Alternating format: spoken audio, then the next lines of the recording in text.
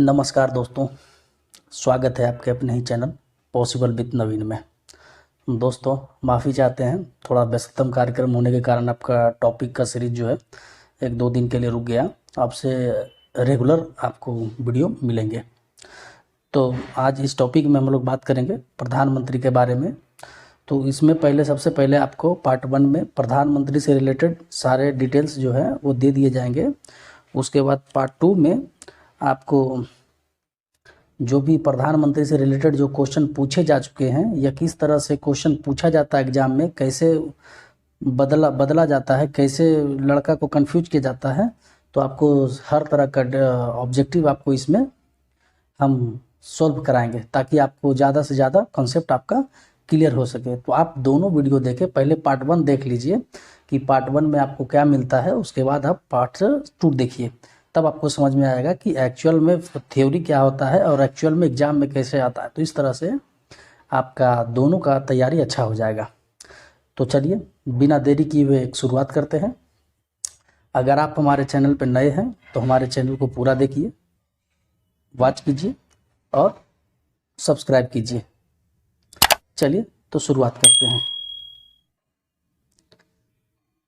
कहता है कि प्रधानमंत्री जो है, प्रधानमंत्री के बारे में हम लोग जानते हैं। तो कहता है संविधान के अनुच्छेद 74 के अनुसार राष्ट्रपति को उसके कार्यों के संपादन व सलाह हेतु एक मंत्री परिषद की आवश्यकता होती है जिसका प्रधान प्रधानमंत्री होता है। तो ये आर्टिकल 74 में ऐसा व्यवस्था किया गया है कि राष्ट्रपति जो है वह, आपको बताए थे हम पहले भी कि राष्ट्रपति जो होता है वह कार्यपालिका का नाम मात्र का प्रधान होता है। असली प्रधान कौन होता है? तो असली प्रधान होता है प्रधानमंत्री। तो राष्ट्रपति जो होता है, राष्ट्रपति का सारा कार्य जो होता है वो मंत्री परिषद करती है, वो उसका हेड कौन होता है? प्रधानमंत्री। तो आप एक तरह से ये भी कह सकते हैं कि राष्ट्रपति के लगभग सारे कार्यों का निष्पादन प्रधानमंत्री करता है। तो चलिए दूसरा देखते हैं, योग्यता। तो कहता है कि भारत के प्रधानमंत्री बनने के लिए किसी भी व्यक्ति को संसद के दोनों सदन, लोकसभा एवं राज्यसभा में से किसी भी एक का सदस्य होना जरूरी है। तो कहने का मतलब क्या हुआ कि भारत का प्रधानमंत्री बनने के लिए या तो आपको लोकसभा का सदस्य होना चाहिए या फिर राज्यसभा का सदस्य होना चाहिए। दोनों में से किसी भी एक सदन का सदस्य होना चाहिए। आगे देखते हैं।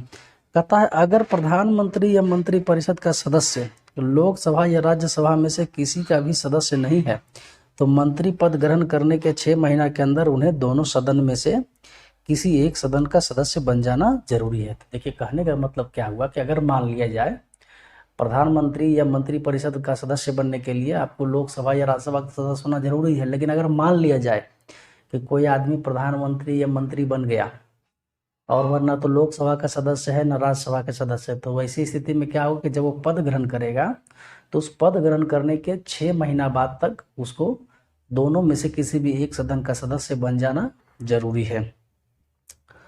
फिर कहता है कि आम तौर पर प्रधानमंत्री जो होता है वो लोकसभा का सदस्य होता है, क्योंकि लोकसभा सीधे जनता के द्वारा प्रत्यक्ष रूप से निर्वाचित निकाय है। जैसे कहने का मतलब क्या हुआ कि जनरली जो होता है कि वह प्रधानमंत्री जो होता है वह लोकसभा का सदस्य होता है, क्योंकि लोकसभा सीधे जनता के द्वारा चुना जाता है। लेकिन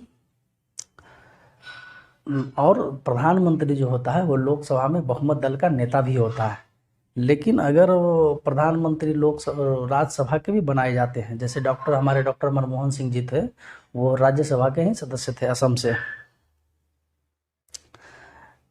प्रधानमंत्री अगर लोकसभा के होंगे तो ये ज़्यादा लोकतांत्रिक होगा, क्योंकि प्रधानमंत्री जनता का प्रतिनिधि होता है, तो जनता का प्रतिनिधि स्थल हो गया हमारा लोकसभा। तो अगर लोकसभा का रहेगा तो ज़्यादा लोकतांत्रिक है, लेकिन राज्यसभा के भी है तो वो संवैधानिक है। अब देखिए नियुक्ति। तो कहता है कि प्रधानमंत्री की नियुक्ति राष्ट्रपति द्वारा किया जाता है तथा प्रधानमंत्री के सलाह पर राष्ट्रपति मंत्री परिषद के अन्य सदस्यों की नियुक्ति भी करता है।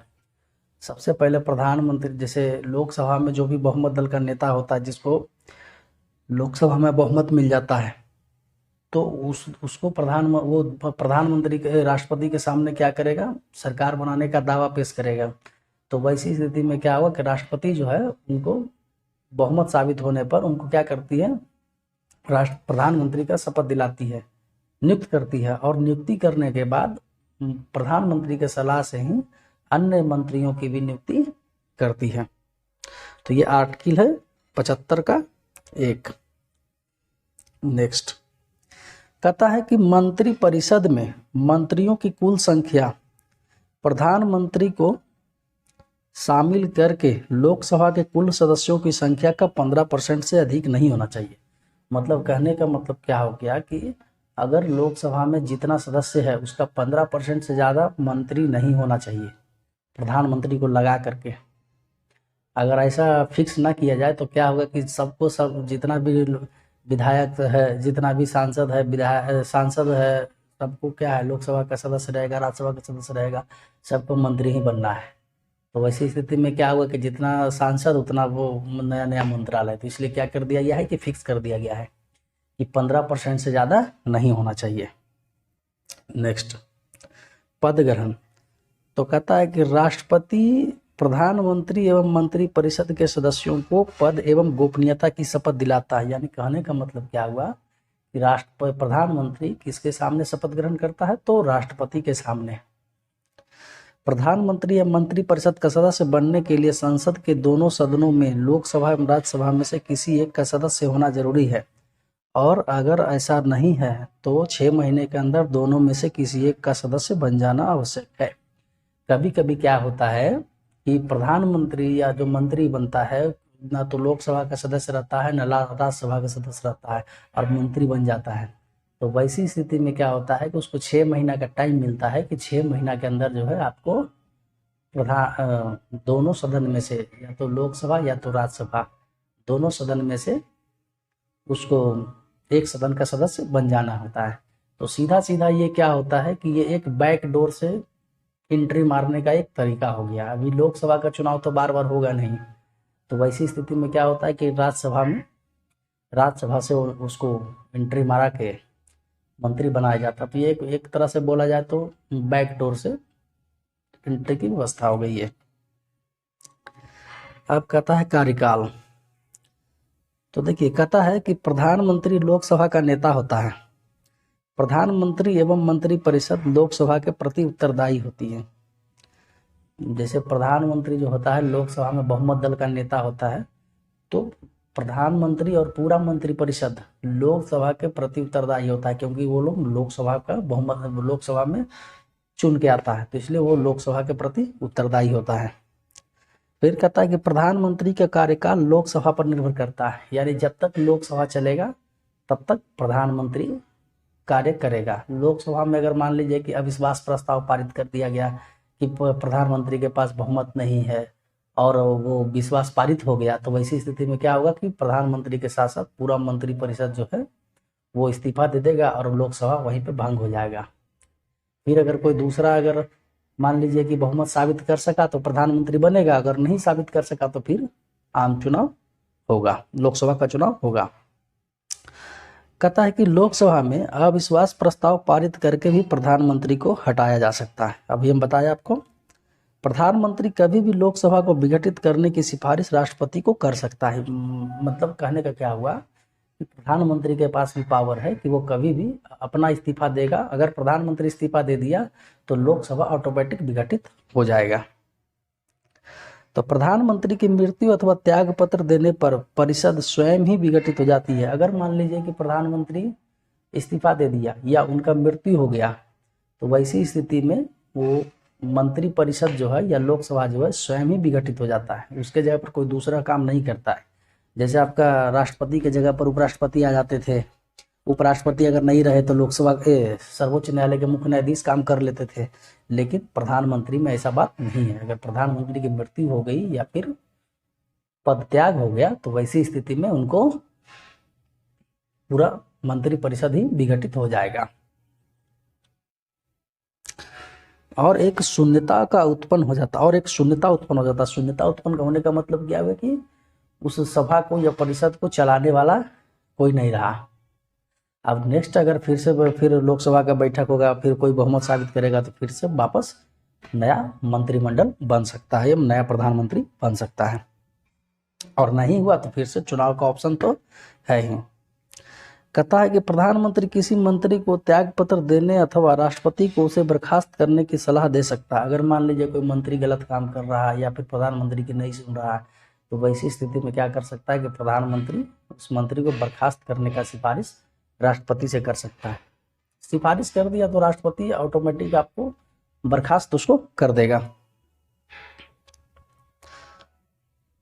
तो अगर मान लीजिए कि राष्ट्रपति भी नहीं सुन रहे हैं, तो फिर प्रधानमंत्री के पास क्या ऑप्शन बच जाता है, प्रधानमंत्री स्वयं त्याग पत्र देगा। तो जब जैसे ही प्रधानमंत्री त्याग पत्र देगा तो पूरा मंत्रिमंडल क्या होगा, बर्खास्त हो जाएगा। तो जब पूरा मंत्रिमंडल बर्खास्त हो गया तो सबका मंत्री पद खत्म हो गया। तो उसके बाद फिर से प्रधानमंत्री बहुमत साबित करके प्रधानमंत्री बन जाएगा और फिर अपना जिसको जिसको बनाना है बना देगा, जिसको हटाना है उसको छोड़ देगा। तो ये भी एक तरीका हुआ। नेक्स्ट कहता है कि प्रधानमंत्री से संबंधित अन्य महत्वपूर्ण तथ्य। कहता है कि मंत्री परिषद में 3 प्रकार के मंत्री होते हैं, कैबिनेट मंत्री, राज्य मंत्री, उप मंत्री। नेक्स्ट कहता है प्रधानमंत्री एवं कैबिनेट मंत्री को मिलाकर मंत्रिमंडल का निर्माण होता है। मंत्रिमंडल या मंत्री परिषद दोनों एक ही है। तो प्रधानमंत्री और कैबिनेट मंत्री को मिलाकर मंत्रिमंडल का निर्माण होता है। कहता है प्रधानमंत्री राष्ट्रपति एवं मंत्री परिषद के बीच संवाद का मुख्य कड़ी है, अनुच्छेद 78। मतलब कहने का मतलब क्या हुआ कि प्रधानमंत्री जो है राष्ट्रपति का बात मंत्री परिषद तक पहुंचाएगा और मंत्री परिषद का बात राष्ट्रपति तक पहुंचाएगा। तो यानी दोनों के बीच में एक कड़ी का काम करती है। तो वो कौन सा अनुच्छेद में है, आर्टिकल 78। कहता प्रधानमंत्री अपना त्याग पत्र राष्ट्रपति को देता है। अगर प्रधानमंत्री को त्याग पत्र देना है तो वो राष्ट्रपति को देगा। प्रधानमंत्री का सबसे लंबा कार्यकाल पंडित जवाहरलाल नेहरू जी का रहा है, जो 16 वर्ष 9 महीना 12 दिन तक थे। सबसे लंबा कार्यकाल उन्हीं का है। शायद अभी ये मोदी जी का दूसरा कार्यकाल तो चल रहा है, देखिए हो सकता है टूटता है कि नहीं टूटता है। कहता है कि मोरारजी देसाई प्रथम गैर कांग्रेसी प्रधानमंत्री थे। प्रधानमंत्री के पद से त्याग पत्र देने वाले प्रथम प्रधानमंत्री भी वही थे। मतलब 1977 में देश में पहली बार गैर कांग्रेसी सरकार बनी। गैर कांग्रेसी सरकार कहने का मतलब क्या हुआ कि आज़ादी के बाद से प्रधानमंत्री जो थे कांग्रेस पार्टी के ही थे। 1977 में ऐसा पहली बार हुआ कि गैर कांग्रेसी सरकार बनी, यानी उसमें कांग्रेस नहीं थी। और उस गैर कांग्रेसी सरकार के प्रधानमंत्री कौन थे, तो मोरारजी देसाई। और वो पहला ही प्रधानमंत्री ऐसा बने जो त्याग पत्र दिए। कहता है कि चौधरी चरण सिंह लोकसभा का सामना न करने वाले प्रधानमंत्री थे। यानी चौधरी चरण सिंह जो थे वो एक बार भी लोकसभा का सामना नहीं कर पाए, उससे पहले ही उनकी सरकार गिर गई। फिर कहता है कि विश्वनाथ प्रताप सिंह अविश्वास प्रस्ताव से द्वारा हटाए जाने वाले प्रथम प्रधानमंत्री थे। मतलब विश्वनाथ प्रताप सिंह को अविश्वास प्रस्ताव लाकर लोकसभा में हटाया गया, तो वो पहला प्रधानमंत्री थे जो अविश्वास प्रस्ताव से हटाए गए। कहता है पीवी नरसिम्हा राव पद ग्रहण करने के समय किसी भी सदन के सदस्य नहीं थे। जैसे आपको हम बताए थे ना कि प्रधानमंत्री को लोकसभा या राज्यसभा का सदस्य होना चाहिए, लेकिन अगर वो दोनों में से किसी भी सदन का सदस्य नहीं है तो 6 महीना के अंदर बनना है। तो उसी जिस समय पीवी नरसिम्हा राव प्रधानमंत्री बने तो उस समय वो ना तो लोकसभा के सदस्य थे ना राज्यसभा के सदस्य थे, बाद में बने वो। कहता है अटल बिहारी वाजपेयी सबसे छोटा कार्यकाल वाले प्रधानमंत्री हैं, 13 दिन। अटल बिहारी वाजपेयी जी सबसे छोटा कार्यकाल वाले प्रधानमंत्री, 13 दिन में ही सरकार गिर गई थी। कहता है HD देवगौड़ा पद ग्रहण करते समय विधानसभा के सदस्य थे। अच्छा, फिर वहाँ से फिर आगे बढ़ के राष्ट्रपति बने। चलिए वैकल्पिक हो गया, तो चलिए ये यहीं पे समाप्त होता है। तो आपको ये वीडियो कैसा लगा कमेंट में ज़रूर बताइए। इसको देखिए और इसके बाद जो सेकंड पार्ट है इसका वो आपको ऑब्जेक्टिव के रूप में आएगा, तो उसको भी बढ़िया से देखिए, समझिए। एक बार नहीं 2 बार देखिए। और आपको अगर हमारा मेहनत अच्छा लगे तो हमारा चैनल को लाइक शेयर सब्सक्राइब कीजिए। हम आगे आपका सपोर्ट प्यार मिला तो हम आगे इसको और बड़े लेवल पर बढ़िया से और तैयारी और अच्छा से करेंगे। आपका सपोर्ट प्यार मिलना चाहिए। ओके, धन्यवाद, बाय।